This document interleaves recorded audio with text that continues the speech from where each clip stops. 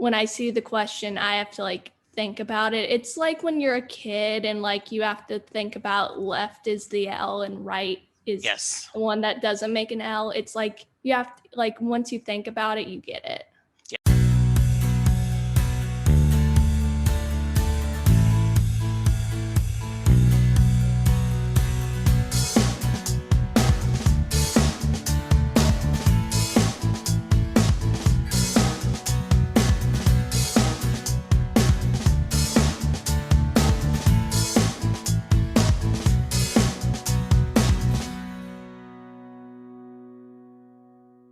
Hello, everyone, and welcome to a new episode of Set Lusting Bruce, your podcast all about Bruce Springsteen, his music, and mostly his fans. I am your host, Jesse Jackson, and joining me again from the Big Easy is Laura. How you doing, Laura? Great, awesome. This week has been very eventful for Oh, Bruce fans. yes, it is. So, you just told me before we got recorded, you're heading up to the big Broadway, huh?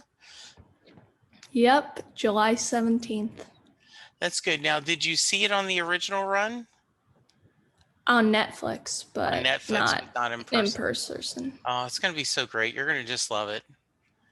And he called into E Street Radio yesterday and talked a little bit about he's not changing much, maybe just a little bit of tightening. So it's going to be a great show. And I'm so thrilled for you. You're going to get that experience. It's gonna be my first time seeing Bruce. Yeah, that's very cool. Yeah. So how's everything else going? How's the school going well, or what's your summer plans? So I am currently taking a summer class, microeconomics. Okay. Uh, it's easy when I think about it. It's like one of those things where like I have to think about it like like a lot. Like if I'm taking a test, I have to when I see the question, I have to like think about it. It's like when you're a kid and like you have to think about left is the L and right is Yes. the one that doesn't make an L. It's like you have to, like once you think about it, you get it. Yeah. I remember taking I can't remember if it was macro or microeconomics, probably both, under Dr. Foshi. And what was hilarious is my wife, we were dating at the time, but she was taking him like during a day class, and I was taking him during a night class. And he told her afterwards that he said, I didn't know you guys were dating, but I knew if you guys were in the same class, you would have been cheating because your test had the same examples, the same. And Len was like, "Yeah, we studied together," and so we came up. So, well, good. Well, good luck. That's a nice class to take for the summer. That way you're not overly whelmed, and and it is a lot of theory and a lot of things to talk about. So good for Mhm. you. Yeah. Mhm. So you reached out to you and said you wanted to do the songs of your life. Yes, I do, and I prepared. I prepared, so Very good. All right. So, in case anyone has not um, listened to one of these episodes before, to give credit to the sports station that I listened to here in Dallas once we went into lockdown last year. They used to do a show called an episode every week, Biggest Band Coming to Town. And so they would discuss all the live acts coming to Texas, to the Dallas area. Well, since no one was touring, they decided to do bands of your life, they would have 11 questions and they would have different guests join them and you would pick a band to answer each question. And so I really liked that. But my son Chris and I were talking. He said you should twist that a little bit to make it more Bruce centric. So what we've done is there are 11 questions, and the game is you pick a Bruce Springsteen song, but you can only use one song once. So and many times we could pick, Thunder Road as 3 or 4 answers to the song, or some one of your other favorite songs. So that's the fun. So before we get started, how much work did you have to do, Dora? Did you rethink things? Did you pick around, or was this something fairly easy for you to figure out? It was kind of hard. Like there were some where I was like, I had to rearrange in order to use each song once. Like I had to like put like one song in one category and then switch it to another category. Right. Or I felt like I didn't want to use a song that's too basic, or I didn't want to use a song that I talked about a lot. But then I was like, the ones that I talk about a lot are probably the ones that would fit the most. So I decided to use some of those. Good for you. That sounds similar to my process. Because I was like, okay, you think about it, and so good. Well, I'm looking. All right, so we're going to start out with the negative. The Mm-hmm. first question is song you hate, or to be less soft, song you don't get. I said, okay, so I said The Wayfarer. Okay. So maybe that's because I heard the film, like, I like the film version a lot, but the Okay. album version, no, it just sounds like dull. It sounds like, I don't know, it just seems like the film version makes it seem like worse. Okay.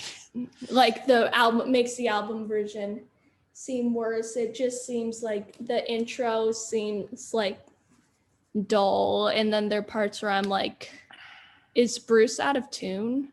Ah, But interesting. Okay. Good.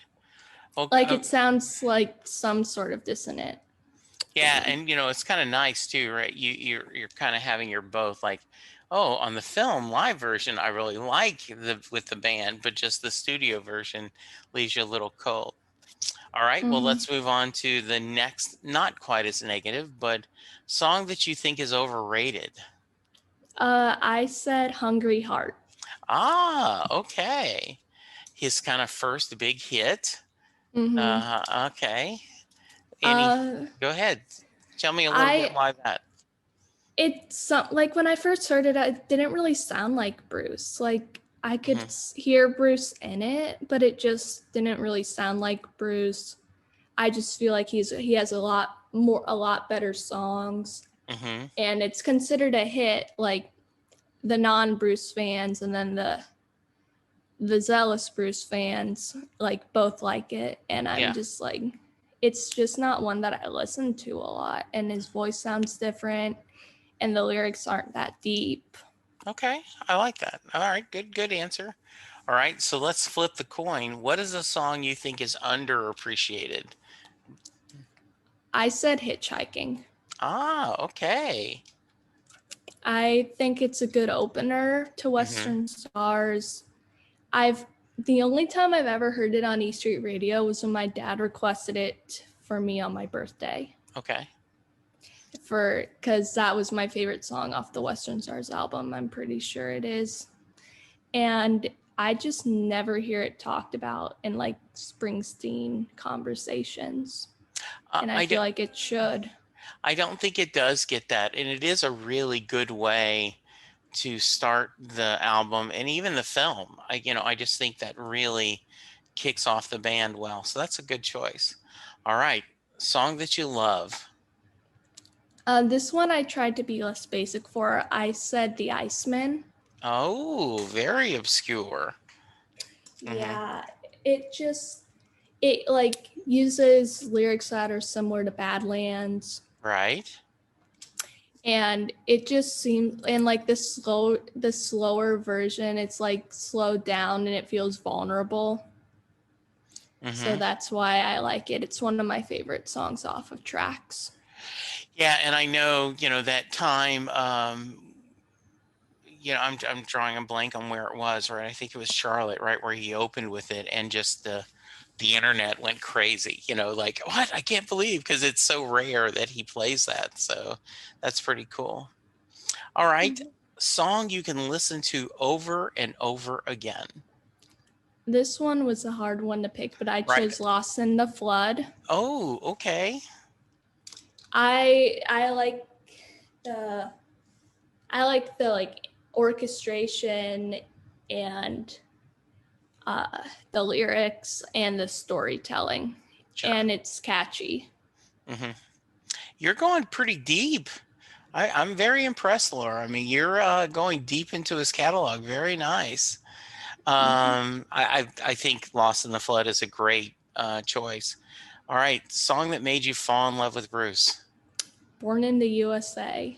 I Okay. mean, I've told this story before, but I asked my dad what kind of music he liked, and he said Bruce Springsteen and E Street Band, and I wanted to listen to it. And then picking my brother up from school, he played Born in the USA because that was an album he had on him, and I was like, this is so cool with the intro and the lyrics, even though I didn't really know like the profound meaning of the lyrics. I just thought, cool rockin' daddy, born in the USA. I was born in the USA.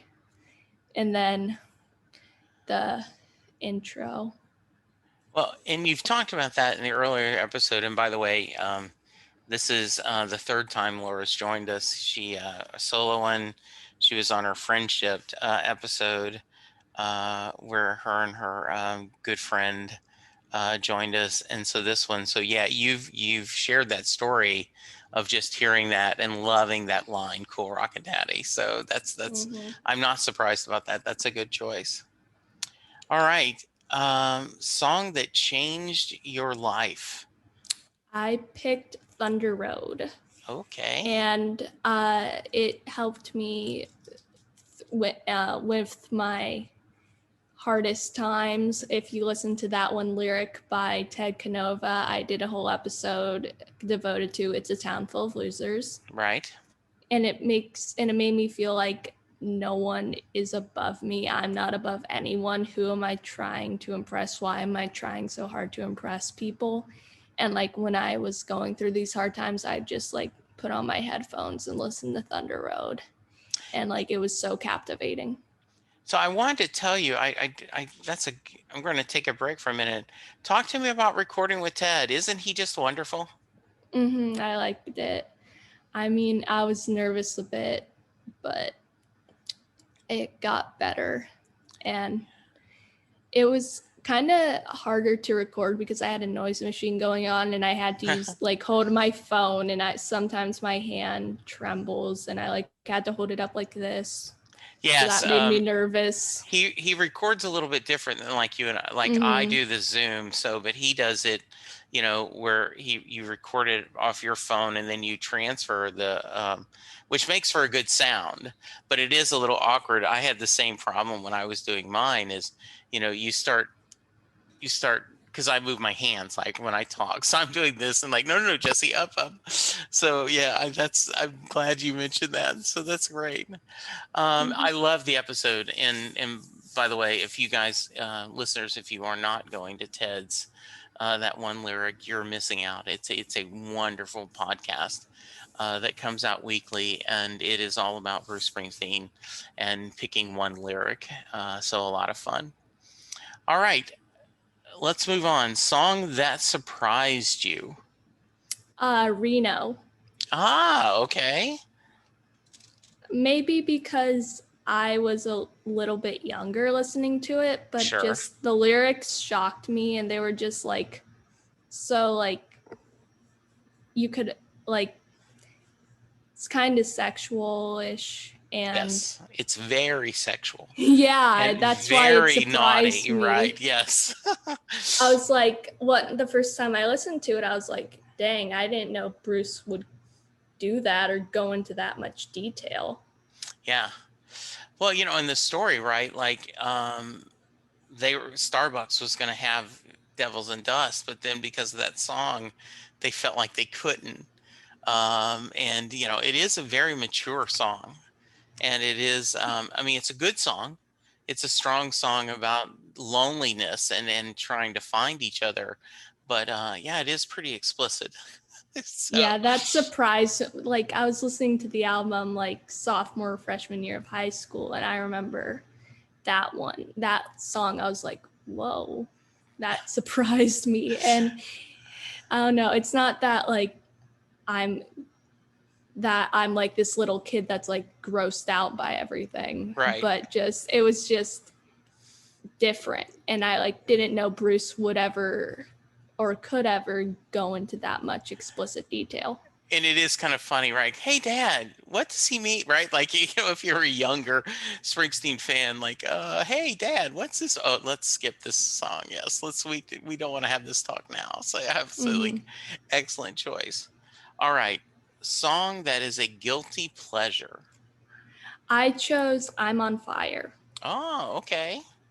So if you like were to discuss Born in the USA with me, I'd say I'm on Fire is my least favorite song on the album. Why was it picked as a single? Yeah. And then I'd be like, the lyrics are kind of weird-ish. Like a lot of people would interpret it as creepy who aren't really in the fandom or know Bruce as much. But so you'd like see me publicly like not for I'm on Fire, Right. or like not showing that much approval or love for it. But it's been growing on me, honestly. And do you know what the dance called flossing is? No, I don't. Please share. I don't know if I can do it sitting down, but it's like Okay, got it. ish. And like the beat is just like, I was like listening to it and it's like such a good like thing to like, it's like easy to floss to. Okay. So like in public or like talking, having discussions, you will not see me saying positive stuff about I'm on Fire, but like in private, I listen to it and like I listen to it and I enjoy it. So like I kind of have some sort of elitist Bruce thing when talking elitist thing in public about I'm on Fire. Why is it a single? It's basic. Bleh. But then I listen to it a lot now. So I have a theory, and I've talked about this on the podcast, that if you were at some restaurant or pub or bar, and they have someone who's a guy singing with a guitar, right? He's just there playing background music. And if you tip him and like, oh, can you do Springsteen? 50% chance, there's 5 out of 10, at least 50% chance he will do I'm on Fire. Like that is, and I think it's because it's a hit. It's a pretty basic song, and you will get it. It's rare when you get something else, and every once in a while I'll be surprised where someone will do Tougher Than the Rest, or one time I was surprised when I was in New Orleans, right? I asked and she did, oh, well, Atlantic City is one of my favorite songs. And I was like, oh, wow, that's kind of cool. But most time you'll get I'm on Fire, so that's a good choice. So we've talked about, you haven't seen Bruce perform live yet in it, and you're going to get to this summer. And I really would love to have you back on the show to share your experience, to talk about the trip and with your dad and everything. But song you wish you had seen live. I decided to interpret it as like a song that has been released like after the River tour. Okay. That would be good to see live. Okay. So I picked Ghosts. Oh, good. Yeah. With the I'm Alive part, I think that would be fun to see live. And a lot of people in the fandom seem to like Ghosts. Yeah. Yeah, you almost want to the answer is all of them, right? Like everything on Western Stars, everything on Letter to You, right? Like, since we haven't had a chance to see them live yet, I could do that. But I really agree, Ghost is just a great song. And so I am really looking forward to him, when he tours again, because he talked about it, right? He mentioned when he called E Street Radio that he and the band are talking about 2022. So that's good. So the last song is Great Song to See Live. So based on, the videos you've watched and everything, what's your pick for this one? Out in the Street. Ah, great. I Great. think it's better to I like the live versions better of Out in the Street, and I hear like on E Street Radio live versions, and I'm like, that would be so much fun, like the Well, and part. what I love during the river tour is, and he didn't always do this, but he'd go, uh, out in the street, Susie. And then Susie would sing out in the street, and out in the street, Niels. If you listen to him when they're doing it, the things, he will say their name and then they will sing it. And I just think that's such a fun thing, because normally Bruce is the lead singer, and they have background vocals, but he doesn't. It's very rare the other band members gets to sing.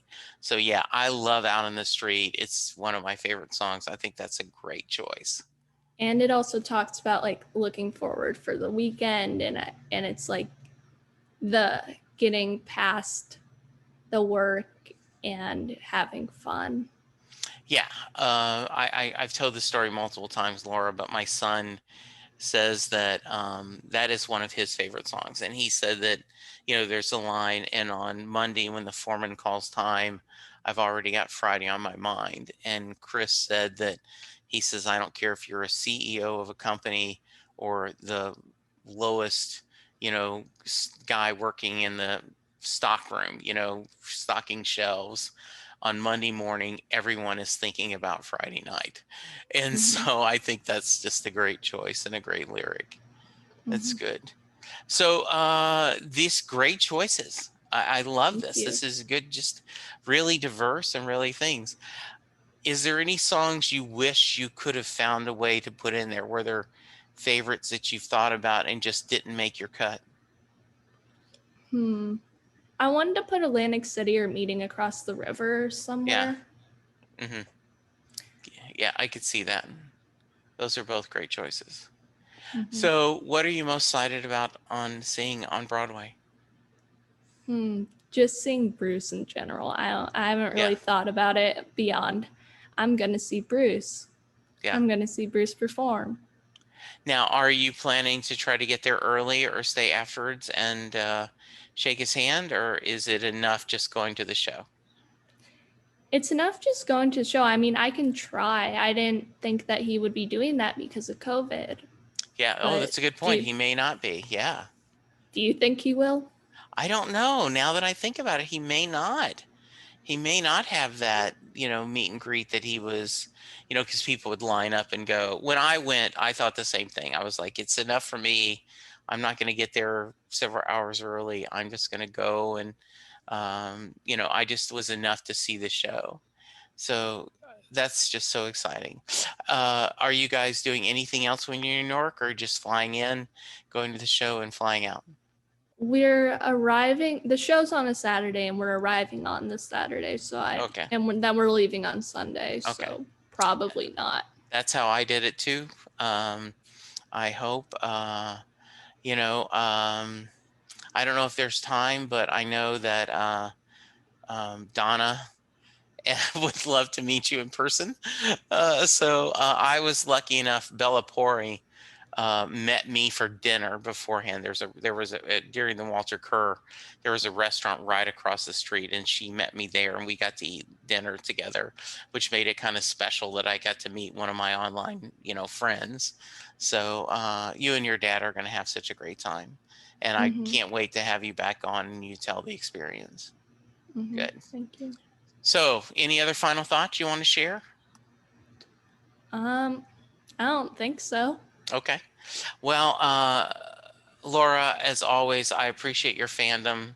I appreciate your passion, and you know, um, you adore Bruce and his music, and your answers are always well thought out, and it's always interesting to talk to you. And I hope that the summer goes well. I hope you get to do a couple other things fun besides going to New York. But for now, just take care and be good. And I appreciate you. Thank you. And This has been listeners, fun. Yeah. Listeners, you be safe. Remember to get vaccinated, wear a mask, remember to wash your hands, let's social distance, and let's all get through this together because we're all looking for 2022 and when we can tour. For now, take care, and we'll talk to you soon. Goodbye.